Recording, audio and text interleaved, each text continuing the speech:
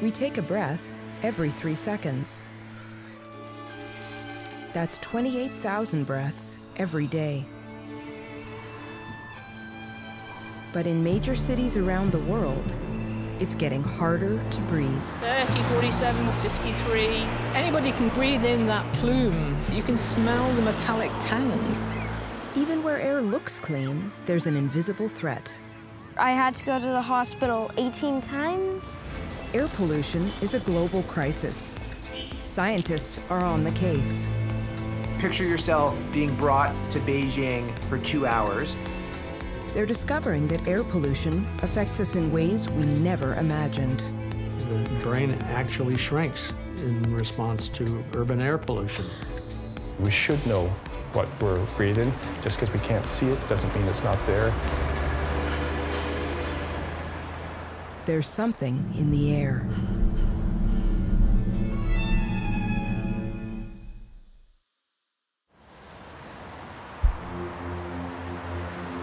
Air pollution affects 90% of the world's population.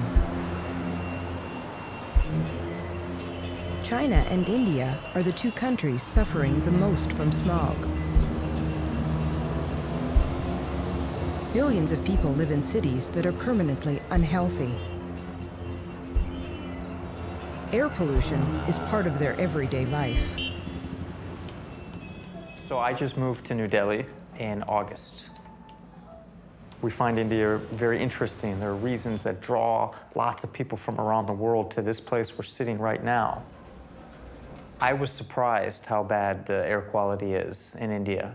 I had heard stories, I had done research, I had talked to pediatricians, because I live here with my family, 2 young boys. And we knew that India has an air pollution problem, but it's been much worse and affected our lives more than I had anticipated. And the worst part is you can smell it and you can taste it, and it leaves this chemical taste on your tongue and it stings your eyes. And I didn't expect that. I thought it was more of a long-term health problem, but it's actually something you feel like the moment that this bad air blows in. So we stay inside a lot. We wear masks when we go outside on heavily polluted days. We have an air filter in our car. We have air filters in every room of this apartment, and we just spend so much time inside. 3,000 people die from air pollution every day in India. In one middle school in New Delhi, half the students tested had permanent lung damage. Doctors on the front lines see it firsthand.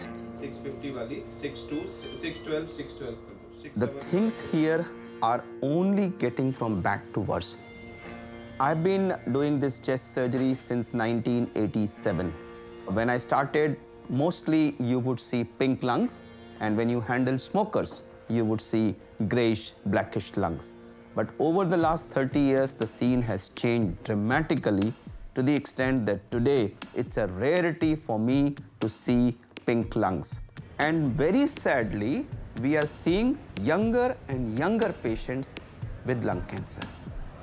Last 1 year, the average air quality in Delhi has been equal to about 20 to 25 cigarettes a day. Breathing air that is like starting a pack-a-day smoking habit from the day you were born is leading to some alarming consequences. And I was speaking to one of my colleagues from a cancer hospital in Mumbai day before yesterday, and he told me the youngest he has seen is an 18-year-old boy, a non-smoker 18-year-old boy with lung cancer. Truly, there is no non-smoker in India. So that's something which everyone in the city, from smallest baby to the oldest person, from the poorest person to the president, prime minister, everybody is inhaling. You know, air is a big equalizer. I did some work on this as a journalist, and I met with people close to the prime minister. And they just gave me the impression that they did not consider air pollution to be a top priority. There's very little outrage here about how bad the air quality is. People just say, oh, it's the fog, it's, you know, the way things are, it's the price we have to pay for a growing economy. This is a wonderful country full of warm, people. We've had an amazing arrival and experience here. I'm here for just a few years, but I have more concern for the people who live here for their entire lives and are breathing polluted air day in and day out, and what type of effect that's going to have. So I guess that in coming years, we are going to see lung cancer in people in our country in 20s and 30s and in increasing numbers in non-smokers. It's an explosion waiting to happen. I know it's coming. We have created a growing health crisis. Over 90% of the world's population lives in places where air pollution is above what the World Health Organization has identified as a safe air guideline. So it's a hazard, it's a risk that really almost everybody faces. In some parts of the world, in China and India, the profile of air pollution has really gone up quite a lot. In China, awareness of the hazards of air pollution is high. Jan Bokiard is one of many who are working on solutions. I started a startup about 2.5 years ago called Air Visual, and now we're actually part of a bigger group called IQ Air. But our focus is really to bring air quality data to the world. And really the goal of starting that business was actually quite selfish. It was really for making sure my children were going to breathe clean air. In Beijing, this year has been actually very good, I mean, comparatively to previous years. Lots of people are actually using electrical bikes, like myself, or e-scooters. All of the power plants using coal around Beijing are now closed. Factories we used to pollute have been moved out further away from Beijing. We really feel the improvement of the air quality because of those efforts from the government.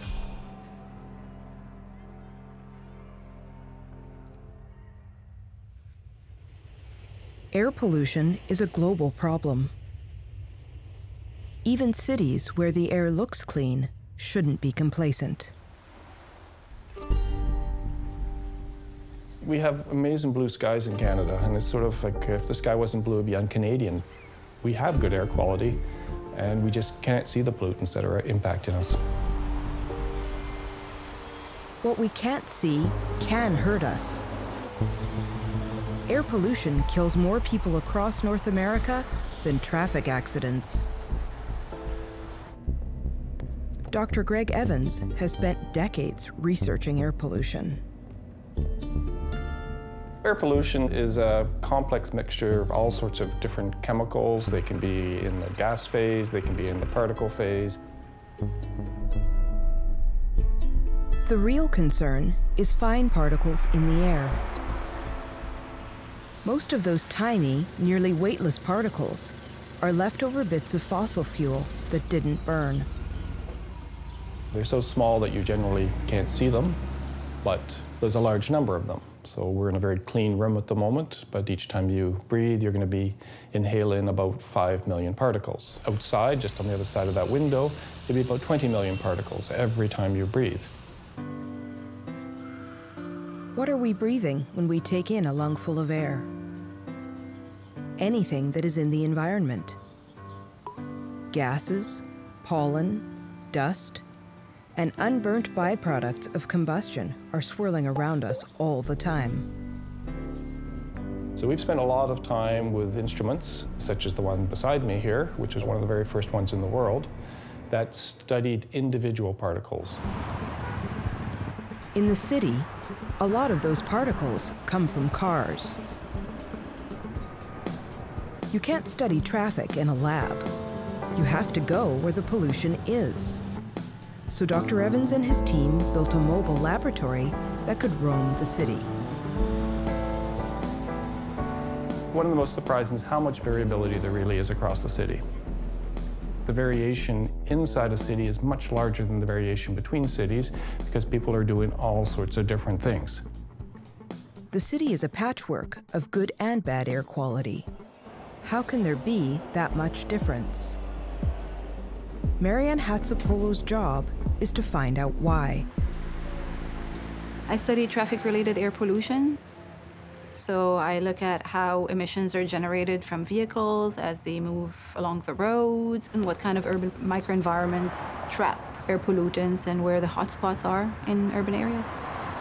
My commute, it's green. It involves a lot of walking, which is one of the best ways. I would not drive, not in Toronto. It doesn't work with what I do, what I believe in. There's a new tool in the kit for detecting hotspots: portable handheld monitors. Advances in these portable monitors has led us now to the development of very, very, very small instruments. And this has really revolutionized the area of air pollution altogether. Now we can measure the air quality in places where even a mobile lab can't go. Almost every year, I run a large campaign where I have teams of students, research assistants, equipped with personal exposure monitors, walking around the city. The idea is to collect data on air pollution, but to better understand what are the factors determining high levels of air pollution. With big advances in air pollution technology, we can measure much finer particles, which we normally refer to as ultrafine particles. And these are really, really fine particles. Laura and Jenshi are two of Marianne's foot soldiers. They sample the air for ultrafine particles in different locations around the city. Because they are so small and so fine, from a weight point of view, they mean nothing. The weight doesn't give you an idea of how many there are, so that's why we actually count them. First, they take measurements on the University of Toronto campus. This leafy, quiet part of the campus gets a good reading. Around here, it's 14,000 particles per cubic centimeters. It's fairly low. It's an open area, and there's not too much traffic. Their next stop is an underpass next to a major freeway. 2 times higher than what we had on Clinic Circle. Walking past a construction zone, dust and diesel trucks cause a spike in their readings. For this one, it's like 6 times higher than the normal. It was 5 times as high as what we had next to the campus. Laura and Jenshi head to a walkway designed for pedestrians. The results are eye-opening. It's 5 times higher than what we had on campus, and 3 or 4 times higher than what we had next to the Gardiner. There's a covered walkway right next to the open sidewalk, where the pollution levels are much lower. Outside it was almost 100,000 particles, so it's a lot lower here inside. Some people take the cleaner route, but most see the sidewalk as easier. Next to a tall building, Laura and Jenshi find the worst spot of all. The air looks fine. It isn't. Just now it's like 20 or 30 times higher. What happens is, it's called the urban canyon effect. So depending on the side of the road you're walking on, you could be breathing very different levels of air pollutants. So you could be in a street that is really narrow. It could have half the amount of traffic than the highway, but twice the amount of air pollution, just because you're in an urban environment that is more prone to trapping air pollution and leaving it very close to the street. When we see these sort of concentrations in a city like Toronto, you're thinking, wow, there are huge hot spots, and some people can be exposed to concentrations as if they're actually living their life in China.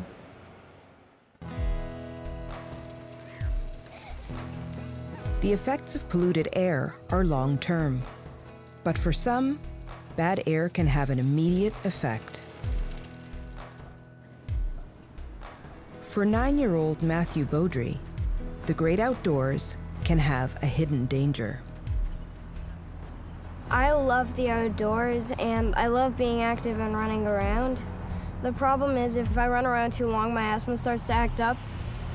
It all began when he was very, very young, a few months old, and he developed a cold and then couldn't breathe. Matthew was born in Mississauga, a large and bustling suburb of Toronto. Every smog day we had to keep him inside. Every time they did construction on the main roads and tarred the roads or paved them, we had to keep him inside. Cars run, buses run. They're out on the roads all the time. Not a whole lot of freedom to be able to go out and enjoy the outdoors, which is exactly what Matthew wants. He was absent his first year of school, 67 days of school that year.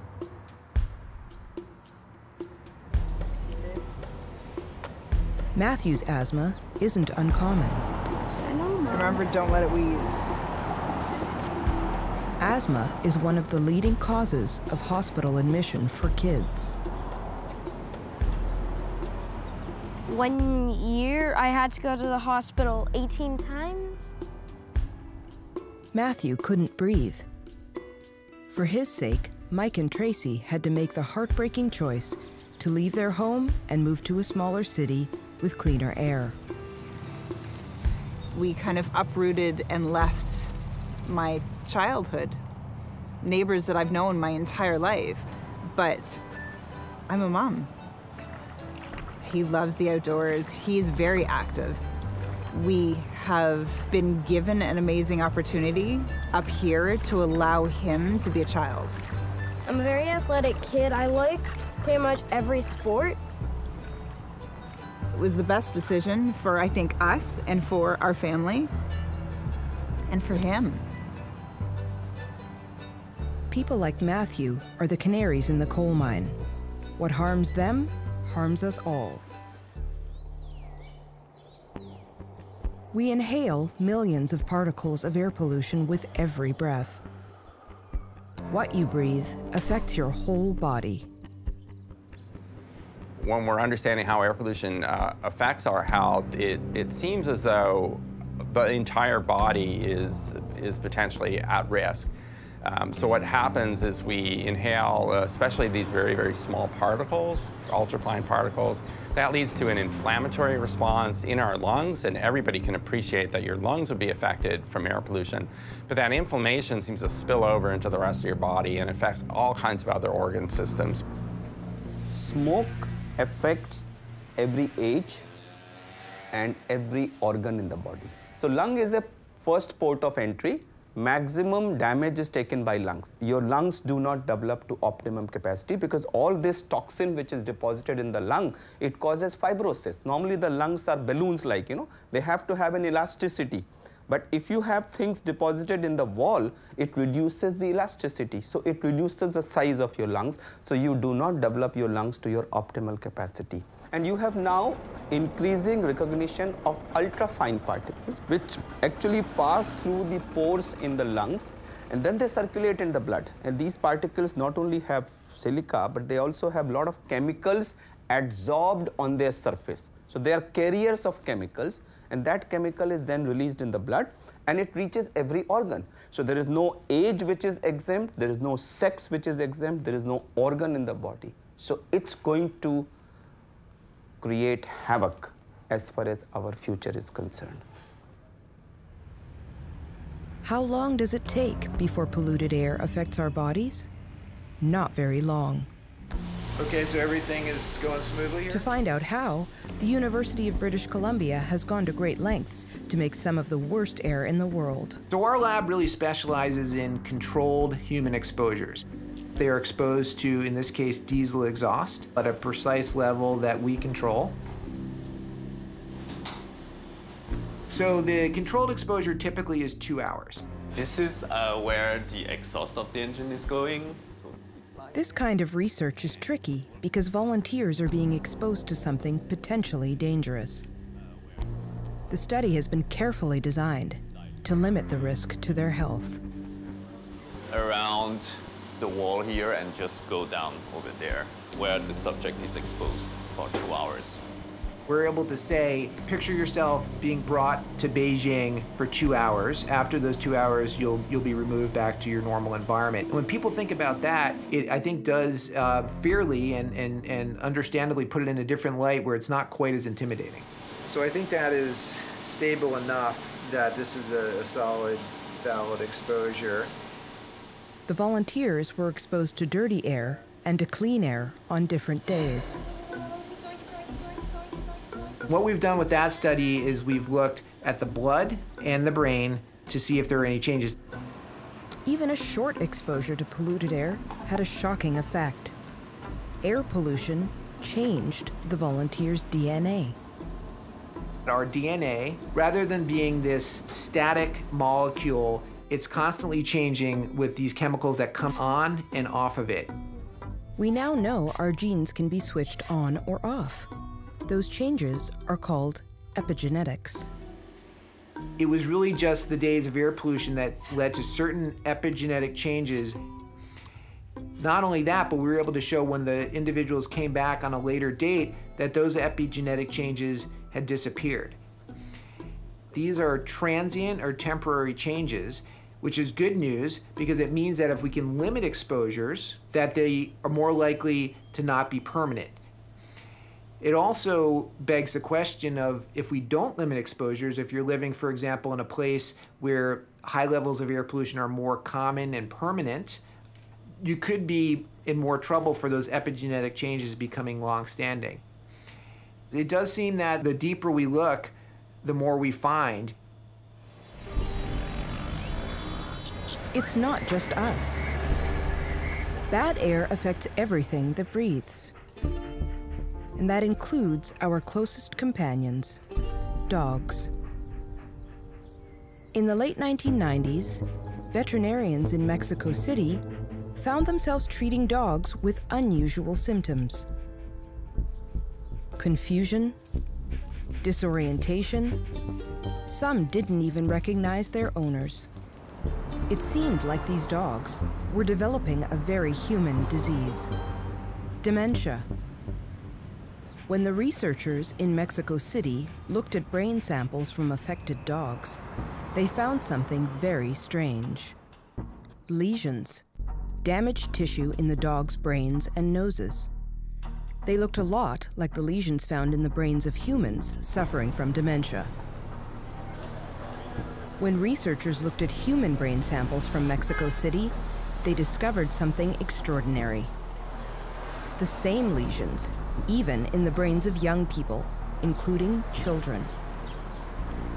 Usually, older people get dementia, not children or dogs.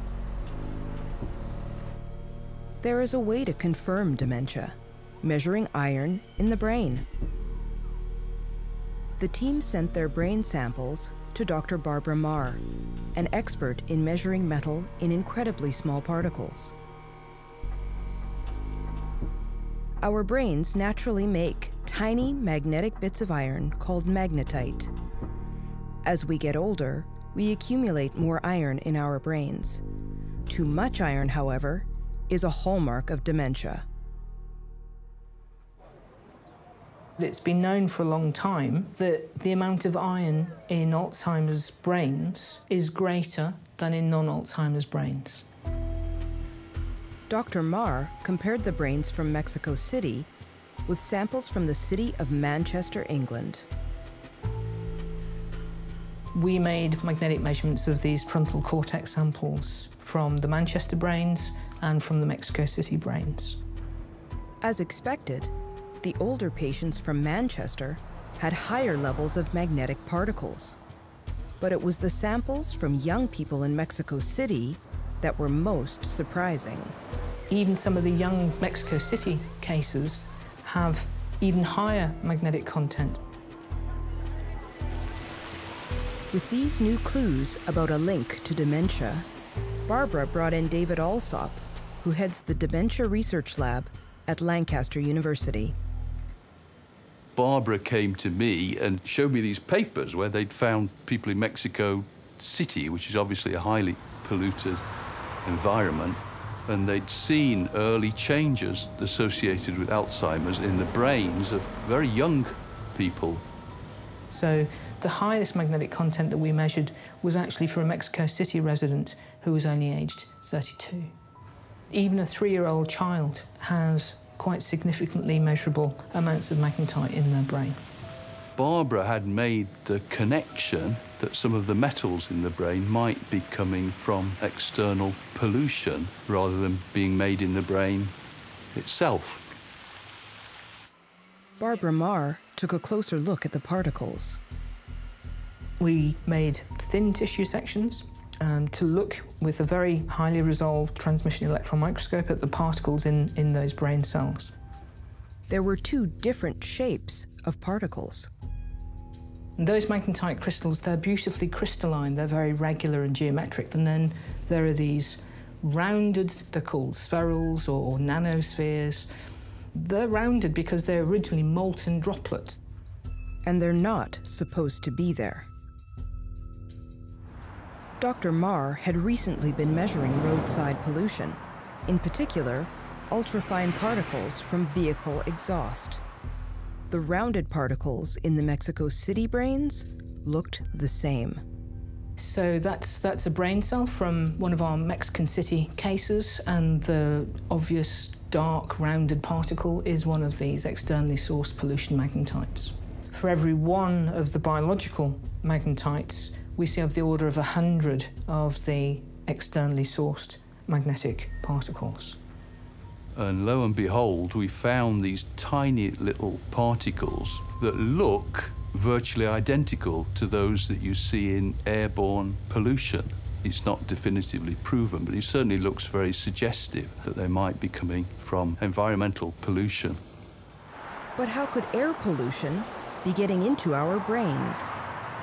Anybody can go down and stand at a busy roadside and breathe in that plume of pollution that you're being exposed to. And of course, you can actually smell it. You can smell the metallic tang as you're standing there.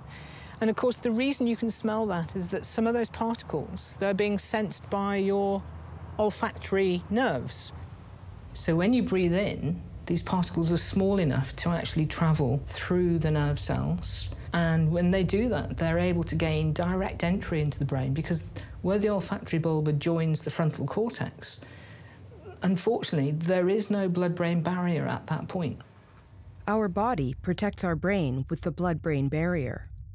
Even elements in our bloodstream cannot get directly into the brain. But these particles are so small, they can bypass the blood-brain barrier through the nerves in our noses.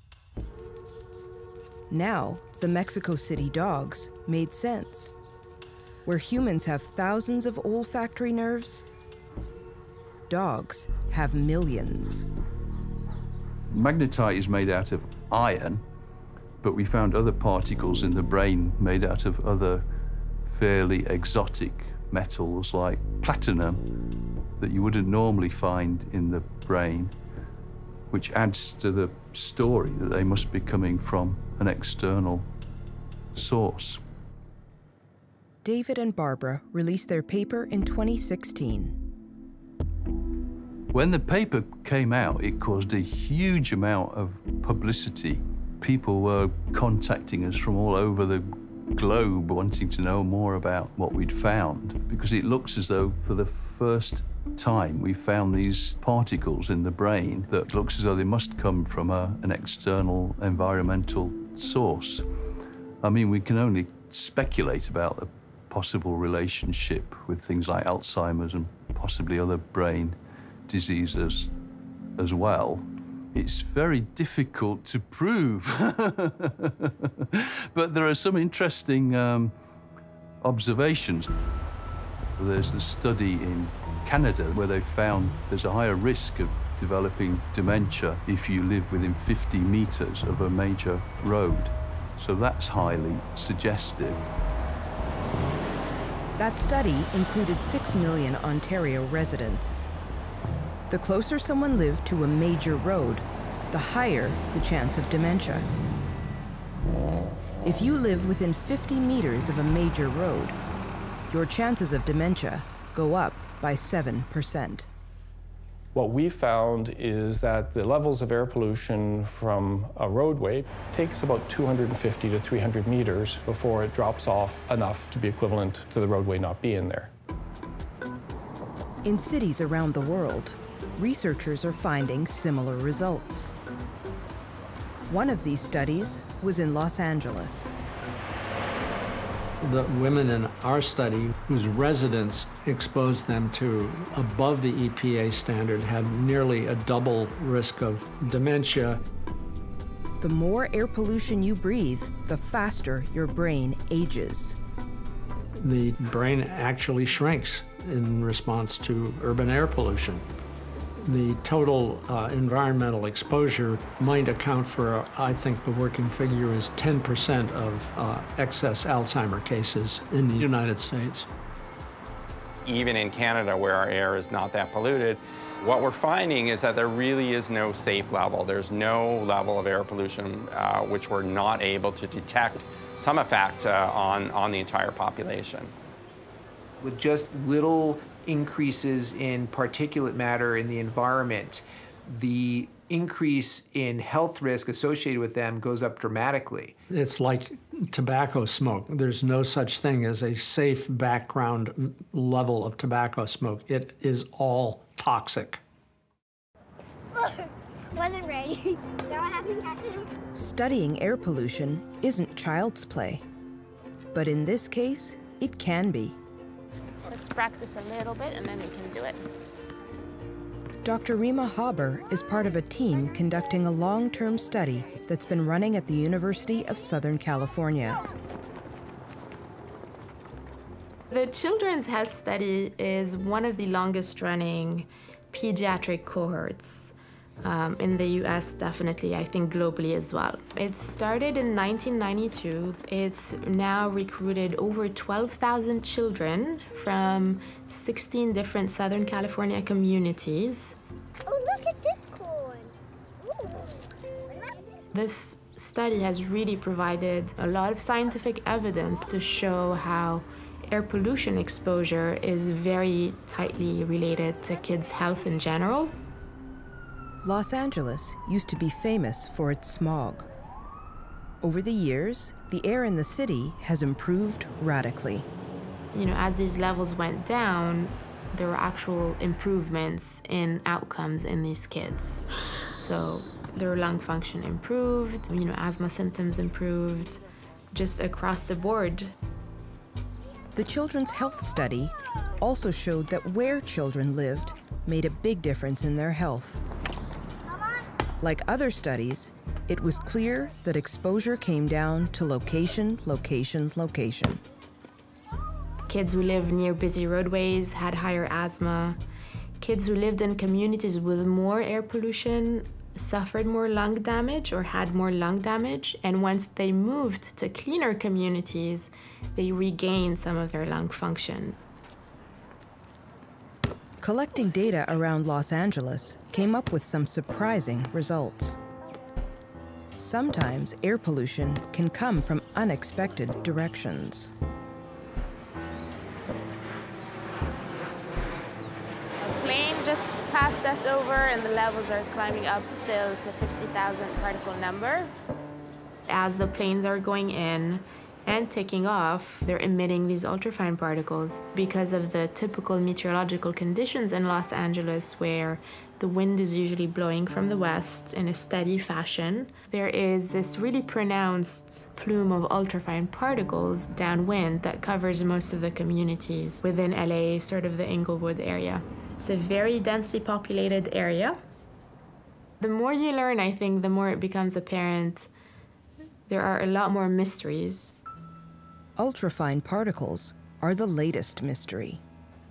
The ultrafine particles especially, they're so tiny that they can quickly cross from the alveoli into the blood circulation through the lungs, basically. And they are very good at transporting, you know, what we think are bad actors, things like polyaromatic hydrocarbons or metals, very deep into the lungs as well. So this is the area that we know the least about right now, and all the research is really going there and trying to see, you know, what is it about the ultrafine particles that's so worrisome? If air pollution can get into the bloodstream, it can get into the womb. A new phase of the study is now tracking pollution exposure at the earliest stage possible. The inlet, as you can see, is very close to her breathing zone. We are actually doing some personal monitoring or measurements of the pregnancy period, so while the kid is in utero, and then following them up, you know, up to age 5. Women who are exposed to air pollution during pregnancy are more likely to deliver babies of lower birth weight, and some suggestions also of more likely to deliver prematurely. Low birth weight babies or prematurely born babies are at risk for a whole number of diseases throughout their lifetime. So I do think it's a very interesting time for how people perceive air pollution and air quality. There's a massive explosion now of kind of air pollution measurements anywhere you look. Volunteers using portable monitors are now collecting data in cities around the world. One of those volunteers is Jeannie Higgins in London. London, England is a cautionary tale. 10 years ago, diesel seemed like the answer to out-of-control greenhouse gas emissions. The result? An air pollution crisis. 9,000 Londoners die prematurely because of air pollution every year. 800 schools and nurseries with tens of thousands of children are being exposed to illegal levels of air pollution. Nowhere in London is the air within safe levels. Central London has twice the safe level of particulates in the air. I can't tell if the air's better or worse when I go out. When it's like quite hazy, you can almost see the pollution in the air. You can feel it. Jeannie feels the effects of polluted air more than most people.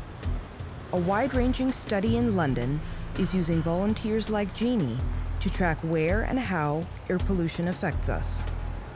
So our role in the study has been to recruit patients who have COPD. COPD is a blanket term that stands for chronic obstructive pulmonary disease, and really it's an umbrella term that covers a whole spectrum of disease. They're all linked by difficulty breathing. We give them a pollution monitor and ask them to carry that monitor around with them when they go out for a 6-month time period as a maximum. Researchers at King's College are using data from the study as part of an overall air pollution strategy. It's important to make estimates of people's exposure and to assign that to particular sources. And then from there, you can actually develop policies. We've developed an air pollution exposure model that predicts individual exposure as people travel around the city. And it represents the sort of 7 million people in London. Jeannie is just one of those data points, adding to the big picture and a search for solutions. Because I'm so used to being breathless, I forget that I am breathless. It's not as if, oh my dear, I can't breathe. Now there, sorry, I sort of got a whiff of traffic fumes. I think it was about a 4-minute walk from my house to the tube station, which is including crossing the A4. I live really, really close, yes. COPD is just a name for a condition of life. It's not something in a small box. You've got that. You're not doing enough to look after your lungs. So the diagnosis gives you a whole area in life now to look at.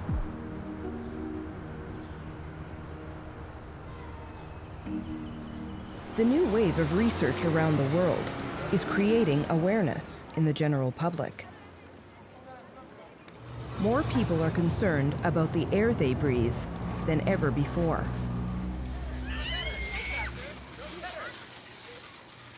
Toronto resident Keith Brooks is one of them. I'm a lifelong environmentalist, and then also it's an issue that I care about personally because this is me where I live, and it's my children, and my health, and our health. Their little lungs are being exposed to this on a daily basis, so yeah, we want to know what we're being exposed to. Using one of University of Toronto's air monitors, Keith has agreed to play guinea pig. Bike usually goes faster than the cars do. I don't have to pay for gas, and I don't have to worry about parking, right? We're looking here at the exposure of our cyclist Keith to ultrafine particles. So you can see that on Dundas, the levels are fairly low. Probably a combination of, wider street, more ventilation, still maybe a little bit too early in the morning for vehicles to start accumulating to get gridlock. As Keith was getting closer to the downtown area, his exposure became much higher. By the time he's getting into downtown, it's really rush hour, so it's polluted because everything is polluted downtown during rush hour. Keith's route includes a large park. We would expect a park to have cleaner air, but that's not always the case. Urban parks are great because we need to have green space in urban areas, but a lot of them happen to be bordered by major roads. And so the concentrations are not very low within these urban parks. When even parks are affected, air pollution seems inescapable. Is there anything we can do to protect ourselves?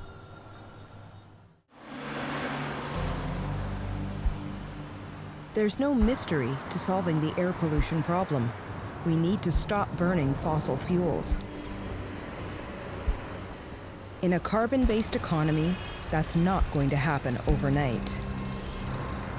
But there are changes we can make. It's not like we still have to search for the cure. We know how to solve this problem because we've actually come a long way throughout North America and Western Europe.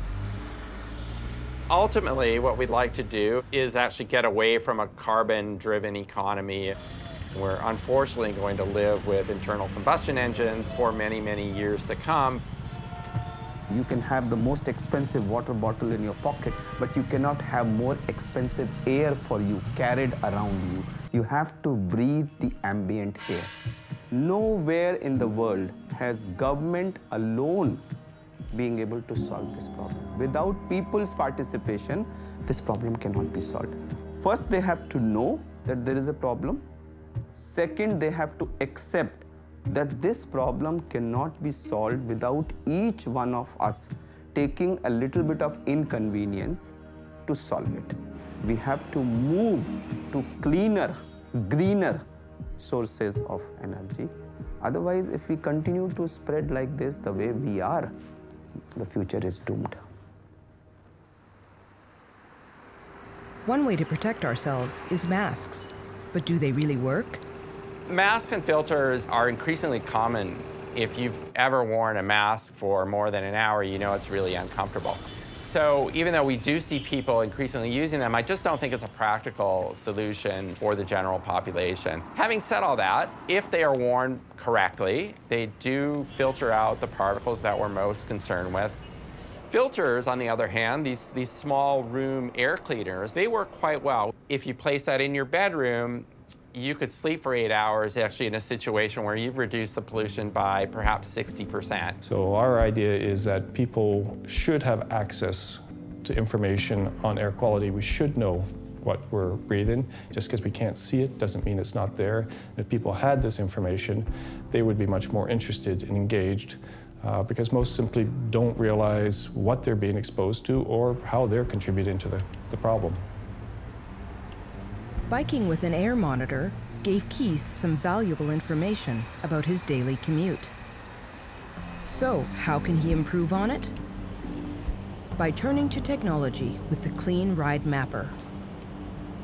The Bike Mapper was started as an initiative to really just disseminate research. We thought, okay, we could do something that is useful for individuals who want to plan their routes, especially cyclists or even pedestrians or runners who are trying to look at low exposure routes.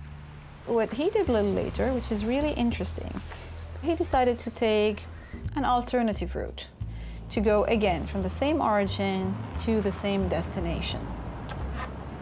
Now what I did is I actually computed his average exposure along his morning route. And I found that on average, across the entire route, he was exposed to about 34,000 particles per cubic centimeters. And then I computed the average along the alternative route, which is a combination of starting your trip a little bit later and taking some alternative roads. And on average, his exposure was 11,000. That's a reduction of over 66% in his exposure. A 66% reduction, eh? That's significant, especially if you bike every day, both ways. Getting people out of cars is key to reducing pollution. But with all the traffic still on the road, are cyclists damaging their health? I live in the North Shore and I ride my bike. I think that's nice for both mental health and probably my fitness. The biking question continues to be a hot one in the air pollution community. And one thing does seem clear, that on balance, the health benefits of cycling outweigh the risks. So that's a really important message because there's a lot of science about it. So I ride a bike. Doesn't have a whole lot to do with my air pollution exposure. I do it mostly for the physical activity and for my own sanity. I find it a very unstressful way to get to work.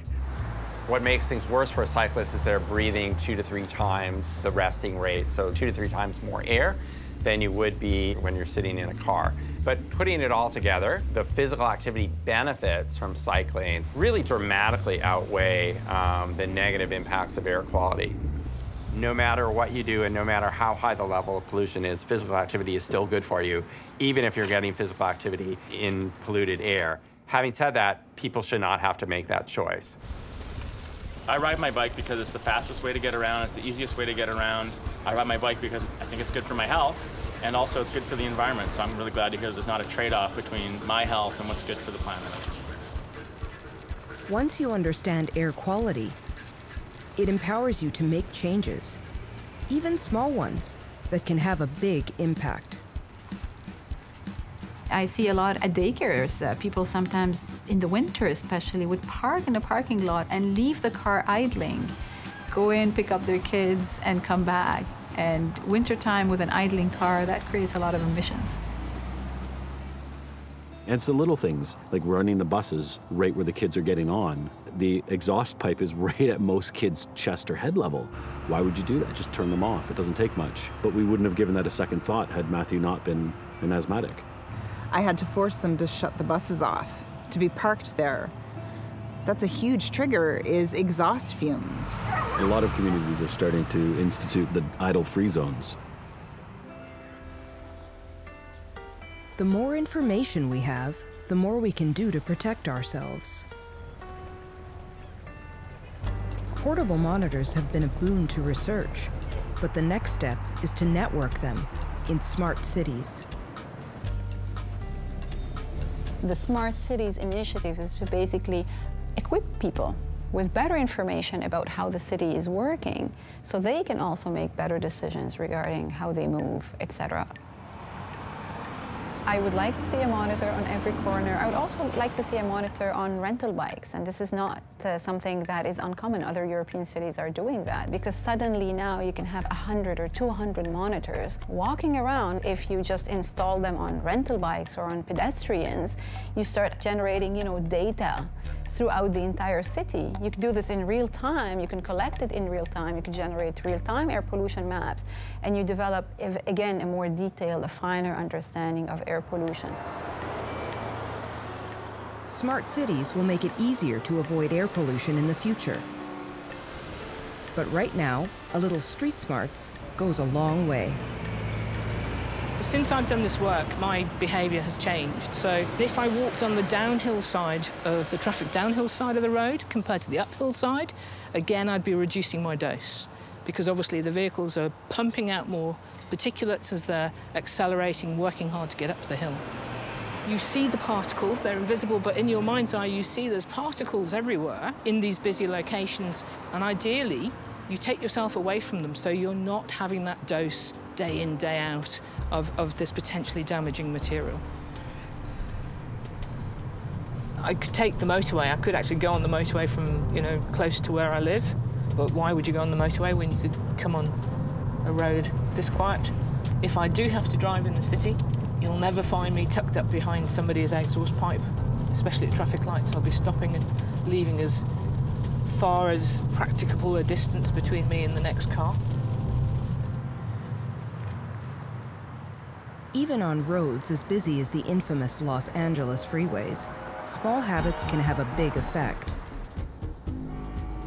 keeping your air conditioning on recirculate is much better for you. So we've taken the air conditioning off of the recirculate conditions. We can see the numbers climbing. They were at 12,000 before, and they're slowly climbing up. They're about 25,000 right now, to 30,000 actually. How about with the window open? We have the windows open. It's traffic in LA, mild traffic actually, not very dense traffic. And we're getting the ultrafine particle exposure from outside into the car.